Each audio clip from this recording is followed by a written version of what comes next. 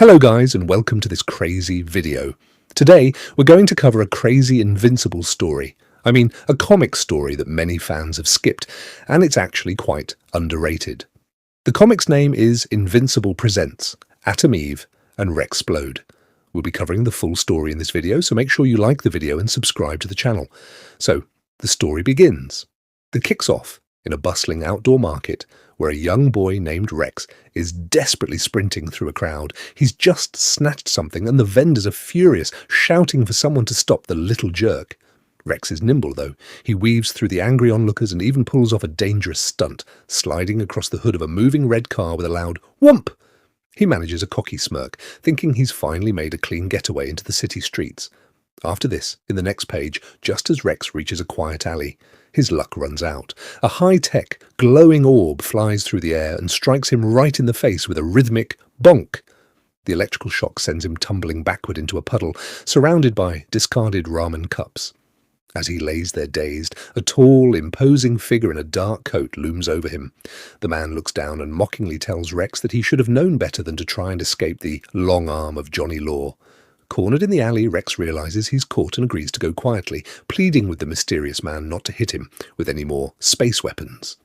But the man, Director Radcliffe, reveals he isn't there to arrest the boy. He just wants to talk. Rex tries to justify his theft, explaining that he only steals because his family is starving. Radcliffe finds the boy's Aladdin-style excuses amusing and laughs heartily, leaving Rex confused and defensive as the director walks back to a waiting limousine. In next page, the scene shifts to a bleak, run-down shack, where Rex's family is huddled together for Christmas dinner, eating the meagre cups of noodles he stole. His father, Mr. Sloane, sadly asks if Rex could find something heartier next time. Suddenly there's a knock at the door.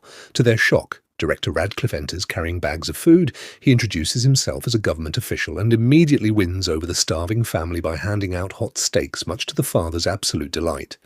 Page 5 is, as the family feasts, Radcliffe gets down to business. He presents a silver briefcase and makes a life-changing offer. He can give them a life beyond their wildest dreams, effectively erasing their current poverty as if it never existed.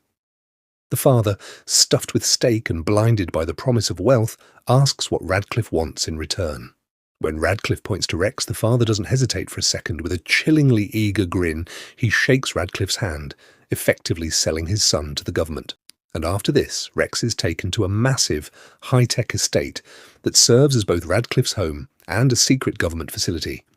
The boy is amazed by the robotic workers and his own sleek, modern bedroom. Radcliffe tells him this is where he will live and work now. Rex wonders if his parents will be mad that he lied about working for the government, but as he looks at his new surroundings, a sense of isolation begins to set in. Radcliffe simply watches him, knowing the boy is now completely under his control. In next panel, years of grueling training follow. Radcliffe narrates Rex's progress, watching as the boy masters gymnastics, combat, and endurance. He pushes Rex to be stronger and tougher than any other man, putting him through painful medical procedures and sparring matches against advanced robots. By the time Rex is a young man, Radcliffe has groomed him into a weapon. Despite the tears in Rex's eyes as he lies in a hospital bed before a final surgery, Radcliffe holds his hand and calls him son, manipulating him one last time. In a sterile lab, a scientist in a hazmat suit explains Rex's new abilities. His body has been modified so he can charge inorganic objects with unstable potential energy, essentially turning anything he touches into a bomb. The scientist warns that he can't charge living things like plants or people, but his own body has been reinforced to survive the explosions he creates. Rex, now looking muscular and hardened, shows his impatience by accidentally blowing the head off a robotic assistant, coldly asking when he gets to finally test this garbage out in the field. In page 9, the final transformation is complete as Rex debuts in his full tactical gear. Dressed in a sleek black and red suit with a gas mask and glowing red goggles, he is a blur of motion. He sprints away from a massive explosion, a crocodoom that levels part of a building, clutching a mission briefcase. He has evolved from a starving street thief into a high-stakes operative, leaving a trail of fire and defeated enemies in his wake as he fulfills. After page 9, back at the secret base, Director Radcliffe is practically beaming with pride, praising Rex for a brilliant mission. He hands Rex a set of undercover documents, officially giving him the alias Rex Radcliffe, a disturbing sign of how much he's claimed the boy as his own. Rex starts to have second thoughts, asking if they're actually the good guys, since their missions involve stealing and killing. Radcliffe shuts that doubt down fast, chillingly reminding Rex that the world is starving and that the people they target are nothing more than cup noodles compared to the feast he's provided for Rex's family. And Rex's next mission takes him to a luxury villa at night. Moving like a shadow, he leaps over high fences and leaves a mysterious package at the front door. The owner, a man with a thick moustache, is baffled to find a delivery so late. He opens the box to find what looks like a novelty baseball, but as he picks it up, it starts to glow with a dangerous pulsing light.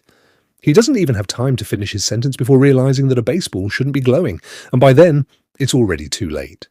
And then the night sky is suddenly ripped apart by a massive crocodoom as the villa is completely leveled in a fiery explosion. From a safe distance, Rex watches the destruction from behind a tree, letting out a dark, satisfied "huh." Any guilt he felt seems to be fading, replaced by the cold efficiency of a professional assassin. He's no longer the scared kid in the alley. He's becoming the monster Radcliffe designed him to be, finding a twisted sense of accomplishment in the chaos he creates. Then, to celebrate Rex's success, Radcliffe surprises him with a brand new red motor scooter for his birthday. Rex is genuinely touched, noting that his real father never even remembered his birthday.